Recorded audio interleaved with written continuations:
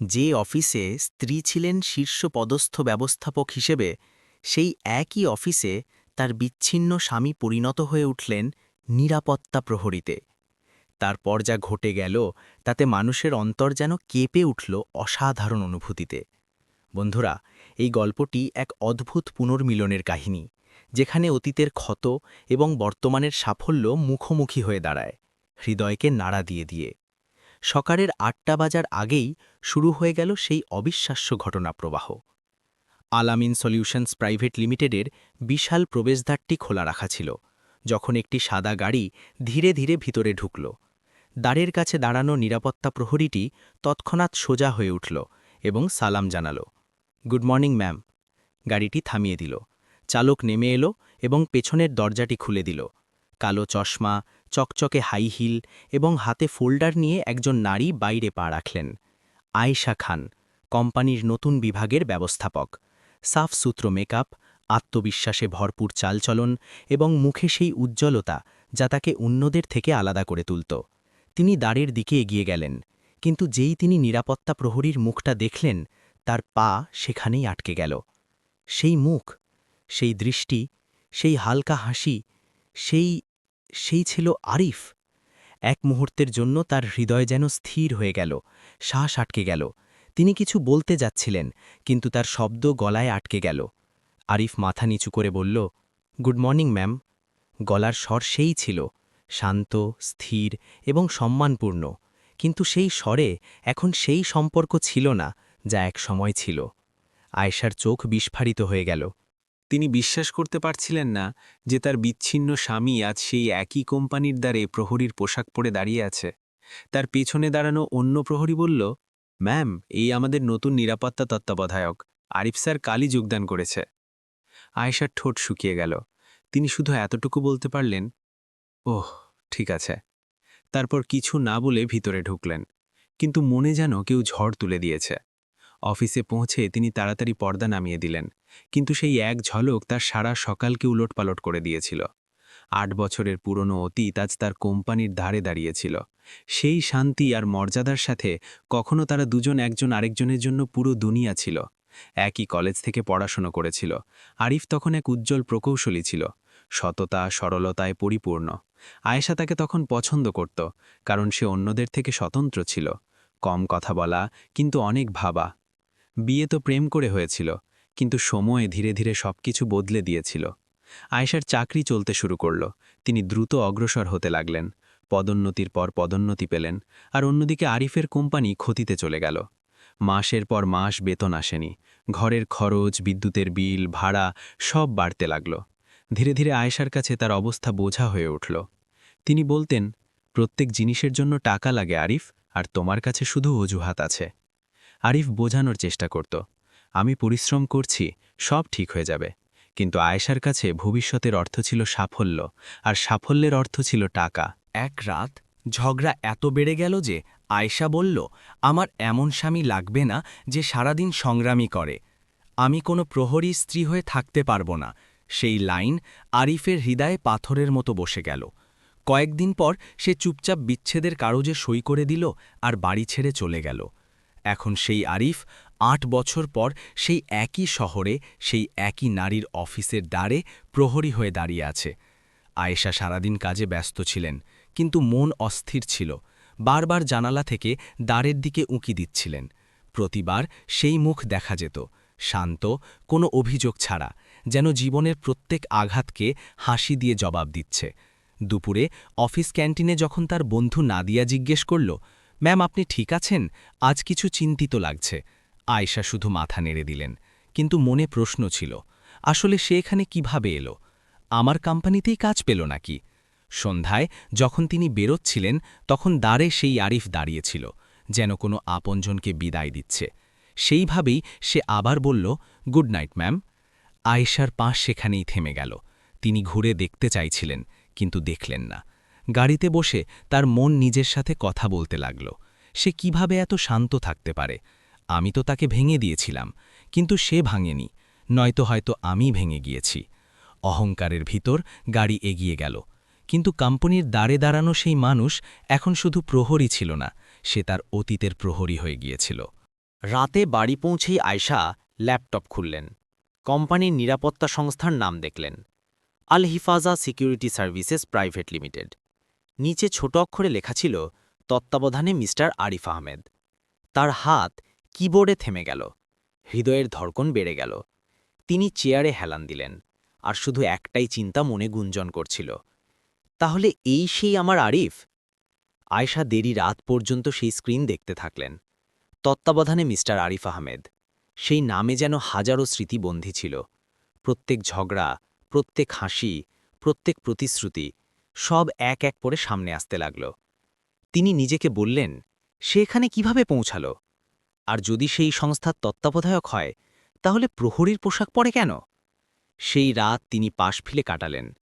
সকালে যখন অফিসে পৌঁছালেন, তখন মুখে মেকআপ তো ছিল, কিন্তু চোখের নিচে ঘুমের অভাব স্পষ্ট ঝলকাচ্ছিল। লোকজন নিজের নিজের ডেস্কে বসেছিল, কিন্তু আয়েশার মনোযোগ প্রতি কিছুক্ষণ পরপর সেই দ্বারের দিকেই চলে যাচ্ছিল। আরিফ সেখানেই ছিল, কোনো দেখানো ছাড়া নিজের কর্তব্যে। কখনো কোনো ভিজিটারকে ভিতরে যেতে দিচ্ছিল, কখনো কোনো ফর্মে সই করাচ্ছিল। প্রত্যেক হাতে এক অদ্ভুত সৌজন্য ছিল, যেন সে শুধু চাকরি করছে না, নিজের সম্মান পালন করছে। দুপুরের সময় মিস্টার রহমান কোম্পানির পরিচালক আয়শার কক্ষে এলেন। আয়শা, আমাদের আগামী মাসে নিরাপত্তা উন্নয়ন করাতে হবে। তারা বলল, আল হিফাজা সিকিউরিটি সার্ভিস এখন আমাদের পুরো গ্রুপের নিরাপত্তা সামলাবে। আরিফ নিজেই প্রকল্প লিড করবে। আয়েশার গলা থেকে স্বর বেরোলই না। তিনি শুধু মাথা নেড়ে বললেন, ওকে স্যার। কিন্তু ভিতরে যেন সব কিছু নড়ে গিয়েছিল। তিনি ভাবতেও পারছিলেন না যে কখনো যাকে তিনি দুর্বল বলেছিলেন, সে এখন তার কোম্পানির ঠিকাদার হয়ে গিয়েছে। সন্ধ্যায় যখন বাকি সবাই চলে গেল, আয়শা নিজের কক্ষ থেকে বাইরে উকি দিলেন। আরিফ এখনও দাঁড়ে ছিল, বাকি প্রহরীদের কিছু বোঝাচ্ছিল। তার চোখে এখন সেই চমক ছিল যা কখনো তার স্বপ্নে থাকত, কিন্তু এখন সেই চমক আয়েশাকে বিচ্ছিল। তিনি কিছুক্ষণ দেখতে থাকলেন, কিভাবে সে প্রত্যেক প্রহরীকে ভদ্রতার সাথে বলছিল, কারো ভুলে চিৎকার করছিল না, শুধু শেখাচ্ছিল, যেন কোনো বস নয়, নেতা। আয়েশার মন মানল না। তিনি নিচে নামলেন, ধীরে ধীরে হেঁটে দ্বার পর্যন্ত পৌঁছালেন। আরিফ দেখল, ঝট করে সোজা হয়ে গেল। Good evening ma'am. আয়েশা তার চোখে তাকালেন, সেই চোখে যা কখনো তার স্বপ্নের আয়না ছিল। আরিফ সে প্রথমবার নাম ধরে ডাকল। আরিফ কিছুক্ষণ চুপ করে রইল, তারপর বলল, জি ম্যাম। তার স্বরে কোনো তির্যকতা ছিল না, শুধু একটা আনুষ্ঠানিকতা ছিল। তুমি এখানে, মানে এই কোম্পানিতে কাজের সিলসিলায় এসেছ? ম্যাম, আরিফ সহজভাবে বলল, আল হিফাজা সিকিউরিটি সার্ভিস আমাদের ক্লায়েন্টদের মধ্যে একটা। আমি এখানে কয়েক সপ্তাহ তত্ত্বাবধান করছি। তাহলে তুমি এই সংস্থার মালিক? আরিফ হাসল, মালিক তো ভগবান ম্যাম, আমি শুধু তার ভরসায় নিজের কাজ করি। আয়েশা কিছু বলতে চাইছিলেন, কিন্তু তার শব্দ গলায় আটকে গেল। আরিফ ভদ্রতার সাথে বলল, ম্যাম, আপনি ভিতরে যান, সন্ধ্যা ঠান্ডা হয়ে আসছে। তিনি সেখানেই থমকে গেলেন, সেই মানুষটাকে যাকে তিনি কখনো নিজের সবচেয়ে বড় ব্যর্থ সিদ্ধান্ত বলেছিলেন। আজ সেই তার সামনে সাফল্যের উদাহরণ হয়ে দাঁড়িয়ে, আর তাও বিনয়ী, শান্ত, সৌজন্যপূর্ণ। সেই রাতে আয়েশা বাড়ি ফিরে আয়নায় নিজেকে দেখলেন। তিনি নিজেকে জিজ্ঞেস করতে লাগলেন, কে ছোট ছিল, সেই নাকি আমি? সে যে হেরে গিয়েও মাথা উঁচু করে দাঁড়িয়ে আছে, নাকি আমি যে জিতেও ভিতর থেকে খালি? তিনি পুরনো অ্যালবাম খুললেন, সেই ছবিগুলো যেখানে আরিফ আর তিনি হাসছিলেন, সাধারণ পোশাকে, মুখে সুখ। সেই সময় যখন দুজন একজন আরেকজনের স্বপ্নে বিশ্বাস করত। আয়েশার চোখ থেকে অশ্রু বেরিয়ে এলো। কাশ সেই সময় আমি তার হাত ছেড়ে দিতাম না। কাশ আমি তার সংগ্রাম দেখতাম না, শুধু তার ব্যর্থতা। অন্যদিকে আরিফ নিজের ছোট ঘরে বসেছিল। এক পুরনো ডায়েরি খোলা ছিল, তাতে সেই বাক্য লেখা ছিল যা তার জীবনের মন্ত্র হয়ে গিয়েছিল, কখনো কারো তিরস্কারকে নিজের সত্যের চেয়ে বড় হতে দিও না। তার মনে পড়ছিল সেই রাত যখন সে কোম্পানি হারিয়েছিল, বাড়ি ছেড়েছিল, আর আয়েশার সেই শেষ লাইন, আমি কোনো প্রহরীর স্ত্রী হয়ে থাকতে পারব না। সেই লাইন তার কাছে অপমান ছিল না, চ্যালেঞ্জ হয়ে গিয়েছিল। সে ভেবেছিল, যদি আমাকে প্রহরীই হতে হয়, তাহলে আমি এমন প্রহরী হব যে অন্যদের সম্মানের পাহারা দেবে, আর নিজের সম্মান কখনো হারাব না। ধীরে ধীরে সে ছোট ছোট অফিসে নিরাপত্তা সার্ভিস দিতে শুরু করল। দিনে কাজ, রাতে অ্যাকাউন্টস আর প্রশিক্ষণের পড়াশোনা। অনেকবার খাবার খায়নি, কিন্তু কারো সামনে হাত বাড়ায়নি। 3 বছরে সে আল হিফাজা সিকিউরিটি সার্ভিসেস প্রাইভেট লিমিটেড দাঁড় করিয়ে দিল। এখন শহরের অনেক নামকরা অফিস তার সংস্থা থেকে নিরাপত্তা নিত। কিন্তু আজ যখন সে আয়েশাকে দেখল, হৃদয়ে এক পুরনো ব্যথা উঠল। সেই ব্যথা যা কখনো শব্দ হয়নি, শুধু এক হাসিতে লুকিয়ে গিয়েছিল। পরের দিন কোম্পানিতে নতুন সভা ছিল। আরিফ আর তার দল নিরাপত্তা উন্নয়ন নিয়ে উপস্থাপনা দিতে আসছিল। আয়েশা সারাদিন ভাবতে থাকলেন, আমি কি তার মুখোমুখি হতে পারব? সন্ধ্যায় যখন তিনি সভাকক্ষে ঢুকলেন, সে আগে থেকেই সেখানে ছিল। এবার পোশাকে নয়, বরং কালো স্যুট আর সাদা শার্টে। মুখ আত্মবিশ্বাসে পরিপূর্ণ, চোখ নিয়ন্ত্রিত। পুরো কক্ষ দাঁড়িয়ে গেল যখন মিস্টার রহমান বললেন, let's welcome mister Arif Ahmed, a new security partner. আয়েশার হাত থেকে ফোল্ডার পড়ে গেল, নীরবতা ছড়িয়ে গেল। আরিফ ধীর হাসির সাথে বলল, গুড ইভিনিং ম্যাম। আর সেই মুহূর্তে সময় সত্যিই পাল্টে গেল। আয়েশার চোখ থেমে গিয়েছিল। তিনি সেখানেই বসে রইলেন, যেন তার শ্বাস থেমে গিয়েছে। সামনে দাঁড়ানো আরিফ, সেই মানুষ যাকে তিনি কখনো ব্যর্থ বলেছিলেন, এখন স্যুটে আত্মবিশ্বাসের সাথে উপস্থাপনা দিচ্ছে। তার স্বর পুরো কক্ষে গুঞ্জন করছে, আমাদের উদ্দেশ্য শুধু নিরাপত্তা দেওয়া নয়, বরং বিশ্বাস দেওয়া। প্রত্যেক কোম্পানির নিরাপত্তা তখনই মজবুত হয় যখন তার দ্বারে দাঁড়ানো প্রত্যেক মানুষ নিজের কাজে গর্ব করে। আয়েশার হৃদয় যেন কেউ নিয়ে নিয়েছে। তিনি প্রত্যেক লাইনে সেই পুরনো আরিফ শুনতে পাচ্ছিলেন, যাকে তিনি কখনো বোঝেনি। লোকজন তালি বাজাচ্ছিল, কিন্তু আয়েশার মন কাঁদছিল। সভা শেষ হল। আরিফ সবাইকে ধন্যবাদ বলে বাইরে বেরিয়ে গেল। আয়েশা নিজের চেয়ারে আটকে রইলেন। মিস্টার রহমান তার কাঁধে হাত রাখলেন। আয়েশা, তুমি ঠিক আছো তো? তিনি শুধু হেসে বললেন, জি স্যার, আমি ঠিক আছি। কিন্তু সেই হাসির পেছনে অনুশোচনার সাগর লুকানো ছিল। তিনি সভাকক্ষ থেকে বেরিয়ে সোজা দ্বারের দিকে গেলেন। আরিফ বাইরে তার দলের সাথে কিছু আলোচনা করছিল। আয়েশা ধীরে কাছে গেলেন। আরিফ? সে ঘুরল, শান্ত মুখ, সেই সংযম। জি ম্যাম, একটু সময় হবে? অবশ্যই, বলুন। দুজন ক্যান্টিনের এক কোণে বসে গেল। প্রথমবার দুজন কোনো পদ ছাড়া, কোনো আনুষ্ঠানিকতা ছাড়া মুখোমুখি ছিল। আয়েশা বললেন, তুমি এসব কিভাবে করলে আরিফ? এত কষ্টের পরেও তুমি এমন দাঁড়িয়ে আছো? আমি তো ভেবেছিলাম তুমি ভেঙে গিয়েছ। আরিফ হাসল, তার চোখ দূরে কোনো জানালার দিকে ছিল। ভেঙেছিলাম আয়েশা, কিন্তু যখন কেউ পুরোপুরি ভেঙে যায়, তখন হয় শেষ হয়ে যায়, নয়তো নতুন হয়ে যায়। আমি দ্বিতীয় রাস্তা বেছে নিয়েছি। আয়েশার চোখ ভিজে গিয়েছিল। আর সেই সময় যখন আমি তোমাকে ছেড়ে দিয়েছিলাম, আরিফ কথা মাঝখানে কেটে দিল, সেই সময় দরকারই ছিল।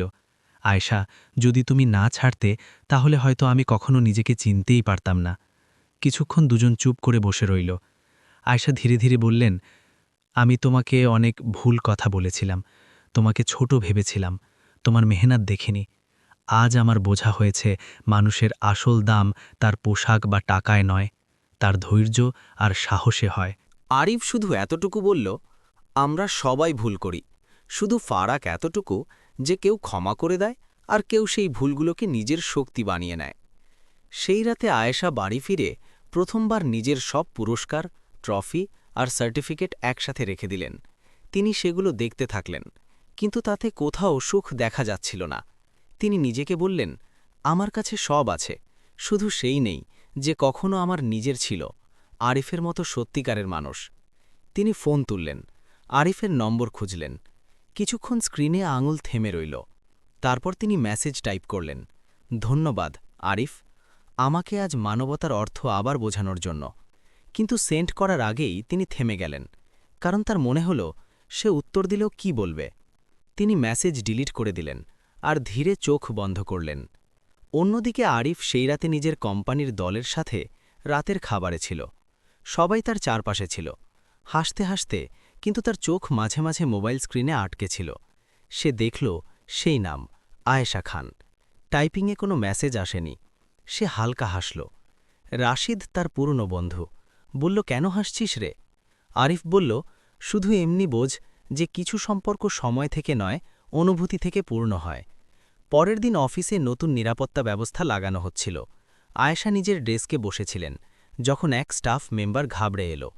ম্যাম, একটা জরুরি ঘটনা হয়েছে, পার্কিংয়ে শর্ট সার্কিট থেকে ছোট বিস্ফোরণ হয়েছে, আগুন লেগেছে।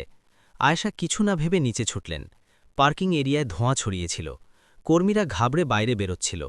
তিনি চিৎকার করলেন, সবাই বাইরে যাও, তাড়াতাড়ি।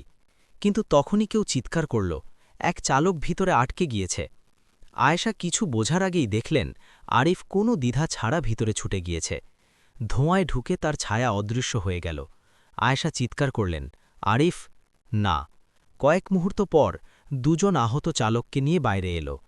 পেছনে আরিফও কাশতে কাশতে বেরোল। তার মুখ ধোঁয়ায় কালো হয়ে গিয়েছিল, কিন্তু চোখ এখনও সেই শান্ত ছিল। আয়েশা তার কাছে ছুটে গেলেন। তুমি পাগল হয়ে গিয়েছ নাকি? ভিতরে কেন গিয়েছিলে? আরিফ হেসে বলল, কর্তব্য ছিল ম্যাম। প্রহরী শুধু দরজা নয়, জীবনও সামলায়। আয়েশার গালে অশ্রু গড়িয়ে পড়ল। তিনি প্রথমবার তাকে ম্যাম নয়, আরিফ বলে ডাকতে চাইছিলেন, কিন্তু শব্দ আবার গলায় আটকে গেল। মিস্টার রহমানও সেখানে পৌঁছে গিয়েছিলেন। তারা সবার সামনে বললেন, আরিফ, তুমি আজ প্রমাণ করে দিয়েছ যে নিরাপত্তা পোশাক শুধু কাজ নয়, দায়িত্বের প্রতীক। তোমার মতো লোকেরাই মানবতার আসল চেহারা। ভিড় তালি বাজাল। আয়েশার চোখ থেকে এখন খোলাখুলি অশ্রু বইতে লাগল। তিনি মাথা নিচু করে কেঁদে উঠলেন। আরিফ শুধু হাত জোড় করে বলল, আমি যা করেছি তা সঠিক ছিল স্যার। কিন্তু সেই মুহূর্তে মানবতা সত্যিই কেঁদে উঠেছিল। পুরো স্টাফ আরিফের চারপাশে দাঁড়িয়েছিল। কেউ পানি দিল, কেউ তোয়ালে দিল।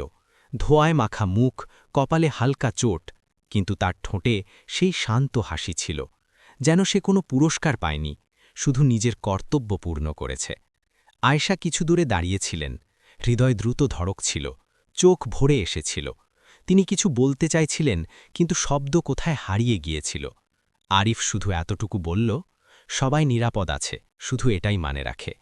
এতটুকু বলে সে চলে গেল, পেছনে নীরবতা রেখে। সেই রাতে আয়েশা অনেকক্ষণ ছাদের দিকে তাকিয়ে রইলেন।